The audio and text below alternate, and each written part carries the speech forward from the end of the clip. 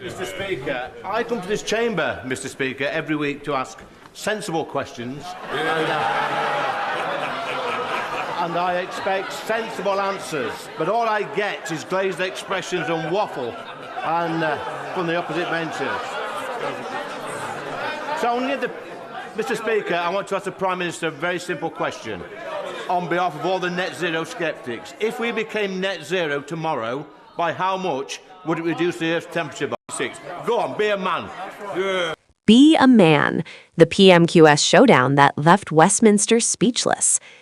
There are moments in British politics that stop you mid-scroll, mid-sip of your tea, mid-everything, and make you think, did that just happen? Wednesday's Prime Minister's questions was one of those moments. 2 words. That is all it took.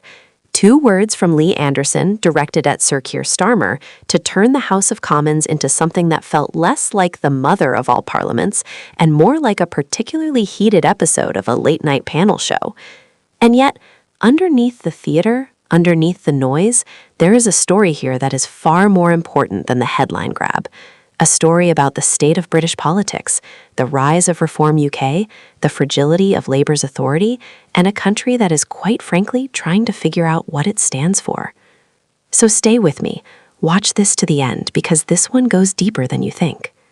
Welcome to British Energy, the channel where we cut through the political noise, bring you the real analysis, and never, ever talk down to you.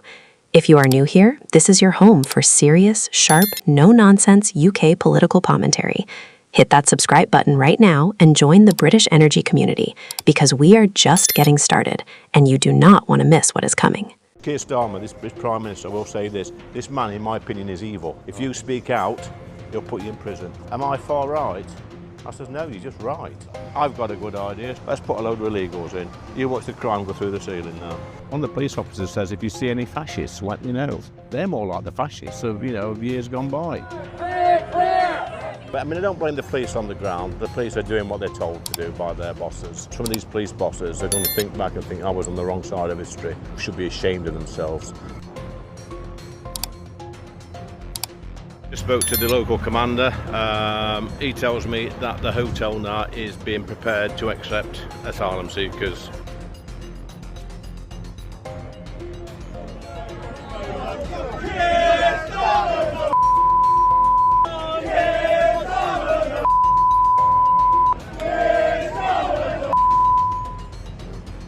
We're obviously at the flashpoint of one of the big protests, which is the Britannia Hotel. I mean, what do you think this place reflects about what's going on in the country and what could be going on over the next month with more protests?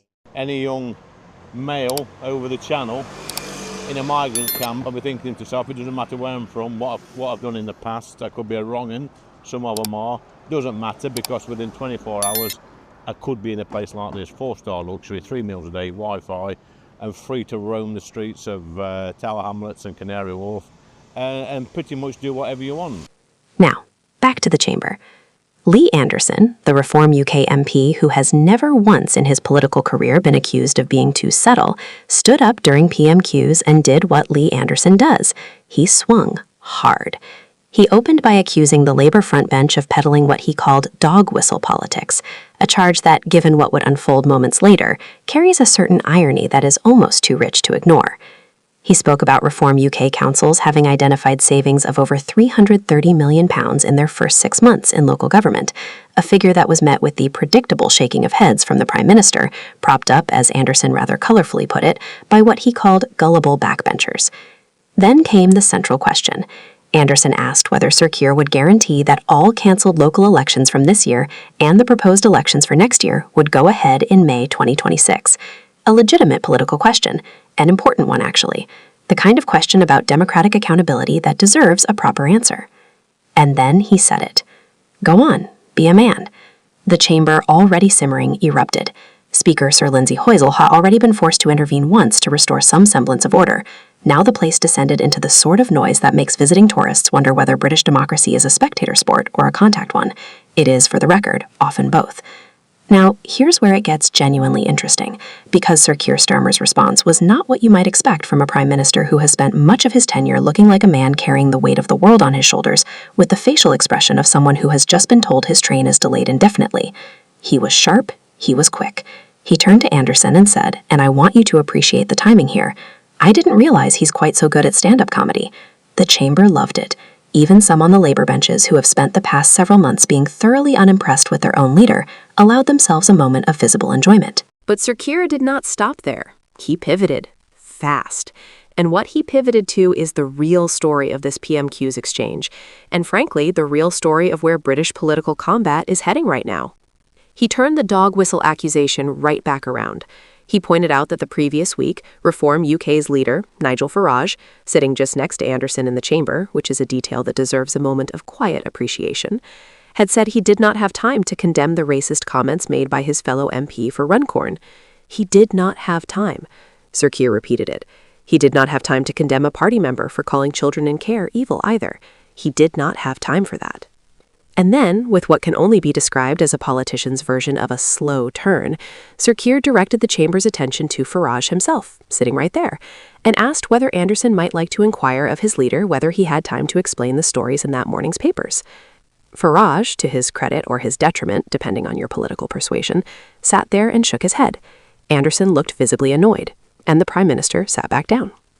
Now, let us talk about what was actually underneath all of this, because there is substance here that the clip alone does not capture. The comments Sir Keir was referencing were made by Reform MP Sarah Pochin during a television interview in October. Ms. Pochin complained that adverts were, in her words, full of black people and full of Asian people. Those words landed like a thunderclap. Labour figures have since used them as Exhibit A in their ongoing case that Reform UK harbours views that go well beyond populism and into something considerably more troubling. Ms. Pochin subsequently issued an apology for what she described as poorly phrased comments, while insisting they were not without basis. She cited a Channel 4 study which found that the proportion of adverts featuring black people rose from 37% in 2020 to 51% in 2022 following the rise of the Black Lives Matter movement.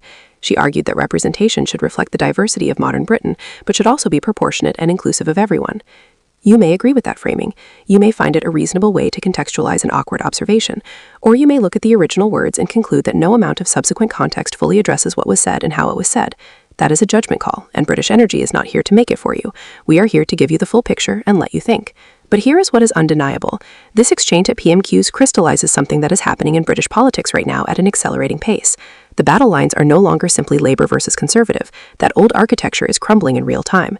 What we are watching is a three-way tension: a Labour government struggling to assert authority, a Conservative party that has not yet found its voice after its historic collapse, and a Reform UK that is loud, disruptive, increasingly present in local government, and absolutely determined to reshape the terms of political debate in this country.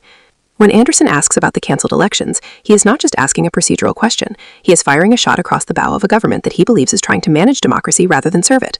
Whether you think that charge is fair or not, the question of local elections going ahead in May 2026 is one that matters to voters far beyond the Reform UK base, and the fact that it got somewhat buried beneath Be a Man and the subsequent fireworks is, depending on your view, either a failure of Anderson's strategy or a rather masterful distraction by Starmer. Here's the thing about PMQs that people often forget when they watch the clips. It is performance and it is substance simultaneously. The performance matters because it shapes perception. The substance matters because it shapes policy. And the best politicians, the dangerous ones if you will, are those who manage both at the same time. Sir Keir Starmer on Wednesday managed both. He got his joke, he landed his counterattack. He put Farage on the spot without even technically addressing him directly. That is not nothing. That is in fact rather well executed. Lee Anderson, meanwhile, got his headline. He always gets his headline. The question of whether the headline serves his cause or simply serves his profile is one that Reform UK strategists must be quietly wrestling with. A £330 million savings figure in 6 months of reform councils is a genuinely significant political claim. It deserved more oxygen than it got. Be a Man consumed it entirely. And that perhaps is the most instructive takeaway from Wednesday's PMQs. Not the insult, not the comeback, not the Pochin controversy resurfacing once more, but the fundamental question of whether Reform UK is building a serious political movement or a very compelling political show. It may, of course, be both. In modern politics, the two are not mutually exclusive. Arguably, they never were. Subscribe to British Energy if you have not already done so. Every single subscription genuinely helps this channel grow, helps us produce more of this analysis, and helps build a community of people in this country who want to understand their politics rather than simply react to it. Click subscribe. It takes 2 seconds and it means everything. British politics right now is not boring. It is not predictable. It is not safe. It is a genuine contest of ideas and personalities and power playing out in real time, and there is no better place to follow it than right here. So please take a breath, stay informed, and keep watching, because the next chapter of this story is already unfolding, and you are going to want to be here when it does.